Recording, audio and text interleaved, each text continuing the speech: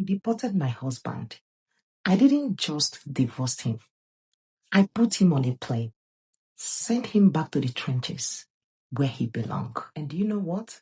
I slept like a baby the night he left. Half of people in my church are calling me name, saying that I'm demonic.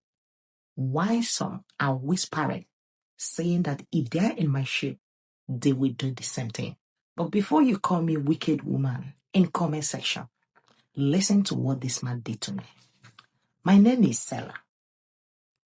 I'm a registered nurse living in Houston, Texas. I worked double shifts, standing on my feet for 12 hours, days, wiping backsides and taking abuse from patients just to save enough money. Why?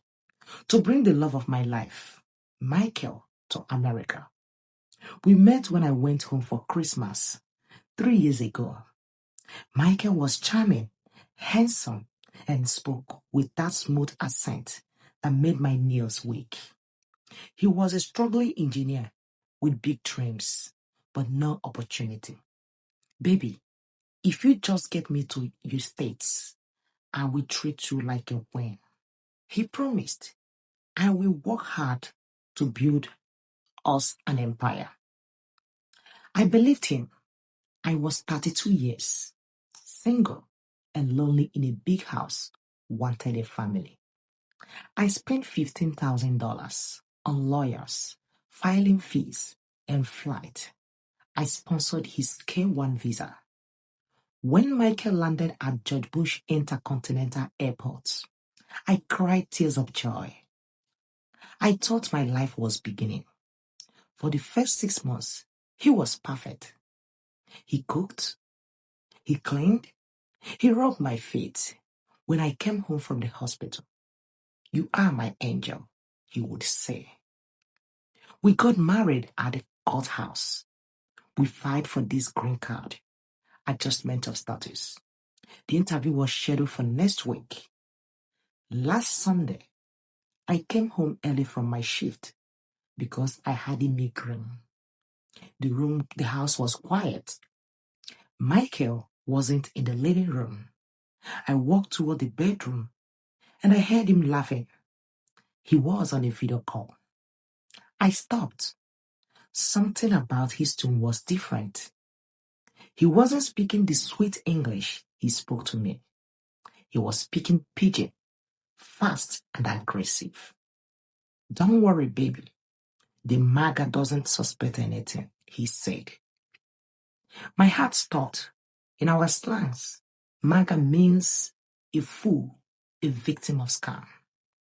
I crisped closer to the door. "The interview is next week," he continued, laughing. "Once I get the green card in my hand, I give it 6 months. Then I will file for divorce, claiming irreconcilable differences. And by next year, I will file for you and the kids to come over. America is sweet, baby.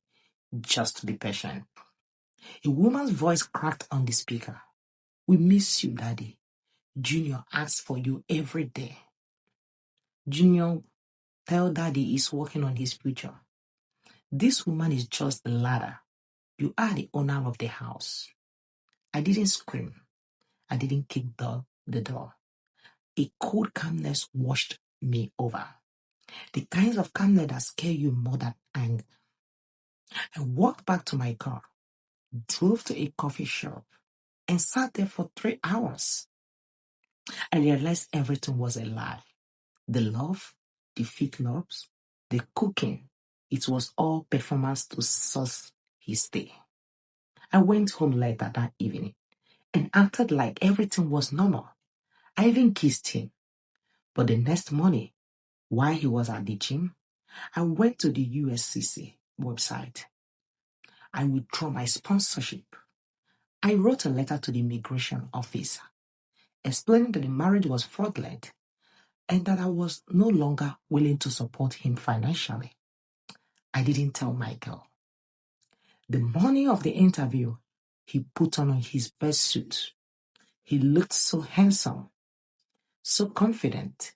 Ready to make us official, baby? He asked, fixing his tie. I'm ready. I smiled. We sat in the waiting room. When they called his name, the official didn't invite us into an office. 2 ICE officers walked out instead. They asked for his ID. They told him his petition has been withdrawn by the sponsor and his visa has expired. The look on his face wasn't fear. It was pure confusion. He looked at me. Sarah, what is going on? I stood up, smoothed my dress, and looked him dead in the eyes. I'm not a ladder, Michael, and this MAGA has closed the bank. I walked out of that building while he was shouting my name in handcuffs. He is currently in a detention center, waiting deportation. His family back home has been blowing up my phone, cursing me, sending me Bible versions about forgiveness. His real wife even sent me a DM, begging me to reconsider for the sake of their children. But I feel nothing. I worked too hard for my peace to let a squatter live in it. Now, I'm sitting in my quiet house, drinking wine. Did I go too far? Should I have just divorced him and let him stay? Or did he get exactly what he ordered? This story no be my story. This story na 32 years old woman will be registered nurse for United States. This is her true story. In fact, to me, wetin this woman do good. She did perfectly well. For some of una wey dey support, she not supposed to deport the man. Abeg o, if you want be MAGA, go be MAGA. I have never heard where person go notice say you be MAGA. You where they look me, the person type you as MAGA, and you go allow that person to be using you as a MAGA. So maybe they think well. Now, wetin happen be say, this woman now, she dey age 32. And we know women life, they need partner. She said she live for big house for United States. Loneliness, they buy her. She need a company. She need partner. That is everybody's dream. Now, so she enter Niger just to get a partner. End up getting someone where they see her as MAGA. After 6 months or so, the person go divorce. You see, all the time, so men they talk. When women establish, they know they like to marry men when they get money. All these things are the reason.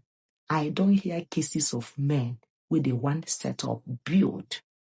You go no say you get other women where they their mind.